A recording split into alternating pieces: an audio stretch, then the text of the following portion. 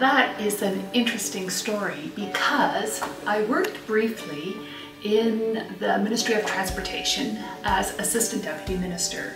And from there, I went to work at Canadian Airlines, where I ran their Toronto Reservation Center. And from there, I went to the CIBC, where I ran their largest call centers in Toronto and Montreal, and their two largest currency centers.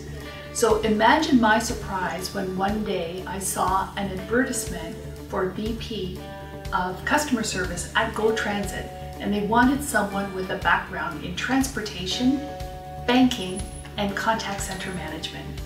They might as well have had my name on that ad.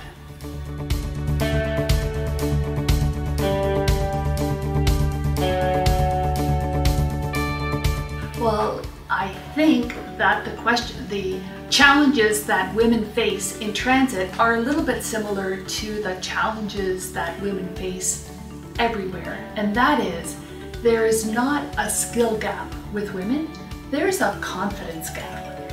So what I find is when there's a job posting and the job posting asks for A to Z, a woman will look at that ad and say, I only have A to T, I better not apply. But a man will say, I have A and B, I'm going for it. So I think that it's not a skill gap, it's a confidence gap, and I think that women need to move out of their comfort zone and into their growth zone.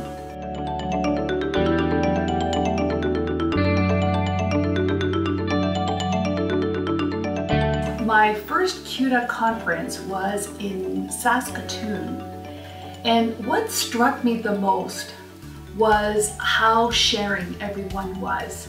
I had come from the airline and banking world where people were ferociously competitive and you did not share information. And in stark contrast, the transit industry is so open and so sharing. And so I found myself learning both from large systems that were like GO Transit, but also from smaller systems. In fact, I still remember a very innovative program that Edmonton Transit had done with their local library for Literacy Week, and I wanted to come right home and copy the same thing for GO Transit. So we're all learning from each other at those conferences, and they are invaluable for that.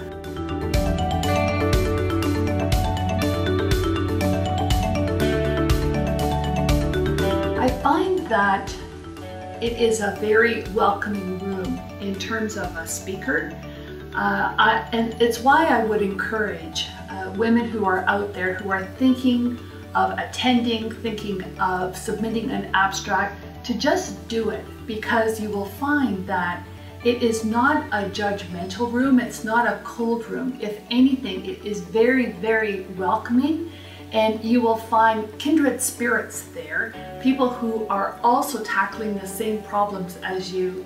It is a fantastic way to grow your network and grow your knowledge of this industry.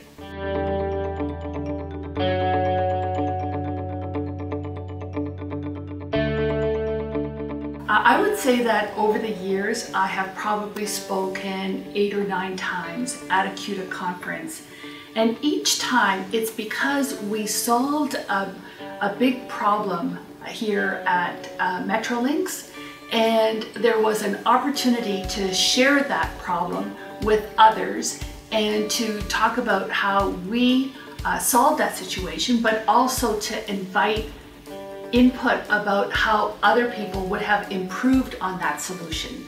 So there are amazing minds at the CUTA conferences, and again, just unique chances for learning.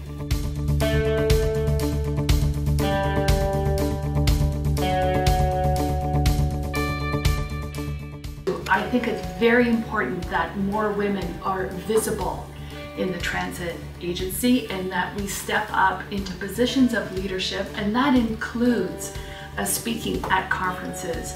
I look around, I see so many women who are wonderful subject matter experts, And I would really encourage them to step forward and share that knowledge so that they in turn can influence and inspire others coming after them.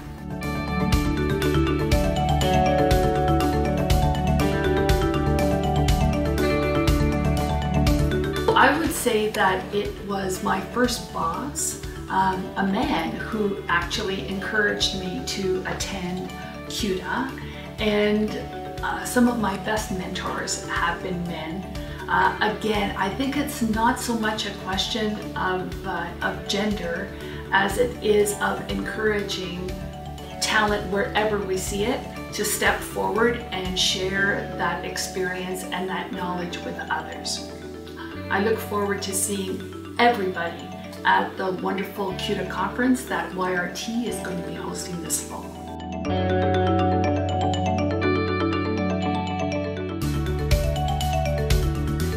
I would encourage all women who are aspiring to higher positions to run towards their fear instead of away from it.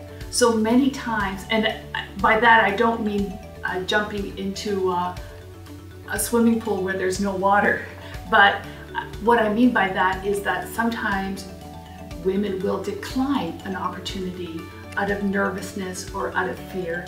Again, I would say run towards that opportunity, be in your growth zone, and you'll find it's a good experience.